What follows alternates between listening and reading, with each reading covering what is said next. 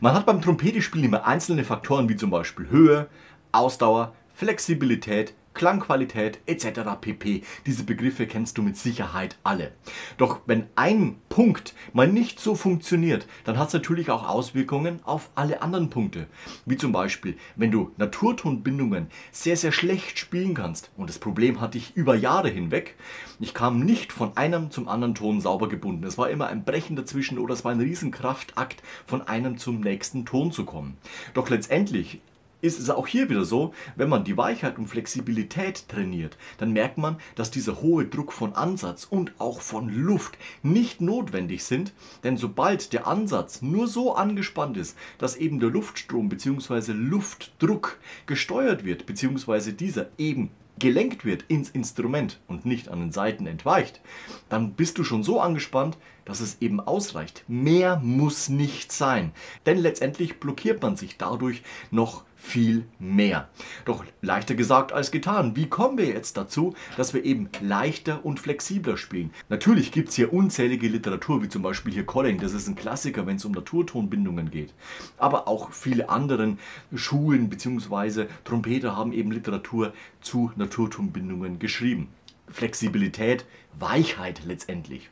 Und da geht es auch darum, dass wir von einem Ton zum nächsten spielen. Zum Beispiel bei Colin fängt es ziemlich leicht und entspannt an. Es geht in Viertelnoten von C2 auf E2, von C2 auf G1 auf C2.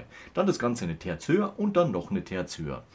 Und oft hat mich das schon zu Weißglut gebracht. Es ist eine ganz einfache Übung in Viertel notiert auf dem Papier mit Tönen, die man angestoßen ohne Probleme spielen kann. Doch ich kam nicht von dem einen zum nächsten Ton. Das heißt von C2 auf E2 nach oben. Nach unten ist es leichter. Vor allem nach oben war es für mich ein schier unüberwindbarer Kraftakt. Ich kam an, aber nicht so, wie eben eine Bindung funktioniert, sondern es war immer ein paar Kra, ein Kratzen oder ein paar Uah, also ein riesengroßer Kraftaufwand.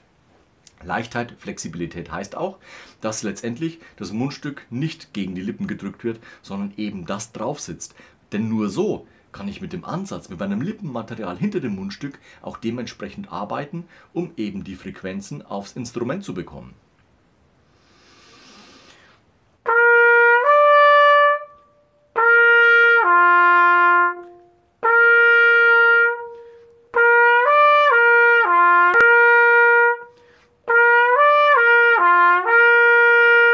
Und hier muss man eben aufpassen, beziehungsweise richtig gut hineinfühlen, was macht denn mein Ansatz hinter dem Mundstück?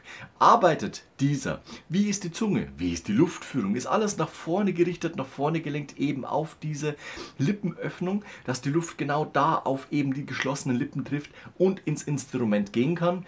Oder mache ich mit meiner Zunge komische Sachen oder ich polster, beziehungsweise es entweicht Luft links und rechts und so weiter und so fort. Also beobachte dich mal beim Training deiner Flexibilität ganz genau, was denn dort passiert, wenn du eine Bindung spielst. Und letztendlich liegt es an dir. Jetzt kannst du die Übung ausbauen. Wie schon gesagt, eine Terz höher.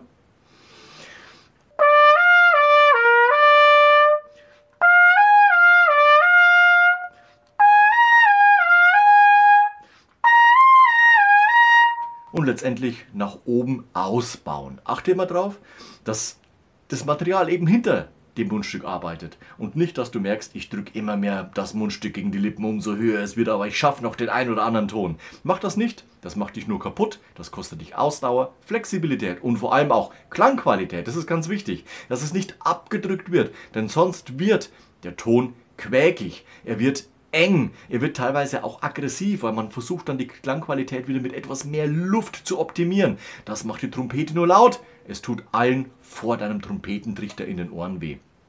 Also achte mal drauf, wenn du deine Flexibilität, deine Höhe, deine Klangqualität trainierst, dass eben alles weich ist. Du kannst auch gerne mal Oktaven nebeneinander stellen, tiefe Oktave.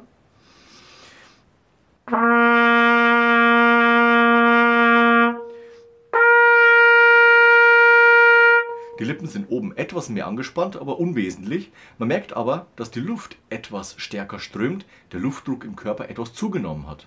Letztendlich kannst du aber dann auch in einzelnen Naturtönen nach oben gehen und eben genau das auch erfahren.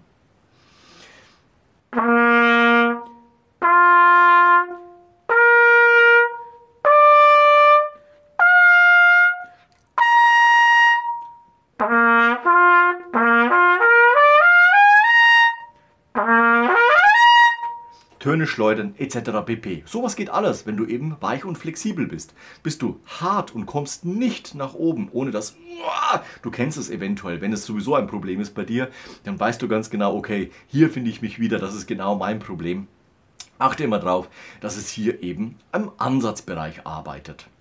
Und wenn wir natürlich bei Flexibilität, Weichheit sind, dann kommen wir gleich zum nächsten Punkt, nämlich die Luftführung. Also brauche ich denn Unmengen mehr an Luft, wenn es nach oben geht, oder bleibt der Luftstrom vom Prinzip her gleich? Wenn ich das reduziere auf den Ansatz, also auf die Ansatzbewegung, dann müsste es doch eigentlich so sein, dass wenn ich unten locker bin, der Ton eventuell im Forte klingt. Und wenn ich jetzt nach oben gehe und die Öffnung enger mache, den Ansatz etwas anspanne, müsste eigentlich die Dynamik, die Lautstärke nach oben hin abnehmen. Ich probiere es mal aus, ohne mehr an Luft zu geben.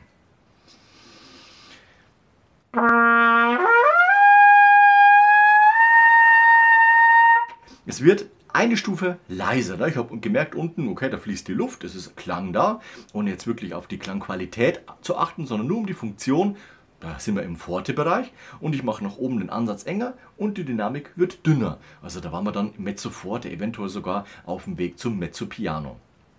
Das ist ganz wichtig zu wissen, der Ansatz spannt ja an, dementsprechend kann weniger Luft durch. Die Lippe schwingt aber etwas höher, deswegen höhere Frequenz auf der Trompete. Wir spielen einen höheren Ton.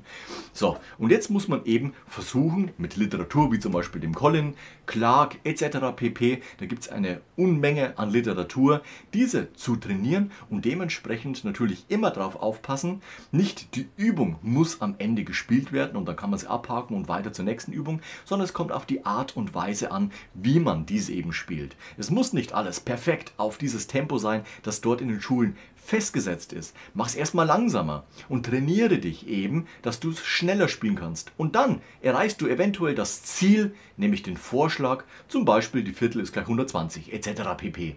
Du weißt, was ich meine. Und es geht ja schließlich darum, dass wir auf unserem Instrument besser werden. Ausdauernder spielen können, schöner spielen können, flexibler spielen können, weicher spielen können, variabler auch spielen können, eventuell auch unterschiedliche Klangqualitäten, etwas schärfer spielen können, weicher spielen können, ne? So diese großen Unterschiede oder sehr, sehr kantabile, aber auf der anderen Seite auch ein schmetterndes Signal spielen können, damit es auch immer zur Musik, die wir spielen, eben passt. Pass mal auf, wenn du trainierst, wenn du deine Trompete spielst, wie das bei dir funktioniert. Bist du weich und flexibel oder hast du Blockaden, die eventuell entstehen? Typisch ist auch ein enger Hals. Also achte mal drauf und versuch an den kleinen Stellschrauben zu drehen, um dich eben beim Trompetespielen etwas zu verbessern. Das heißt, kurzum, dein Trompetespiel zu optimieren. Ich wünsche dir sehr viel Erfolg dabei. Bei Fragen gerne in die Kommentare schreiben oder schreib mir persönlich. Ansonsten sehen wir uns demnächst zu einem neuen Video rund ums Trompetespielen. Bis dahin, ciao, euer Nico.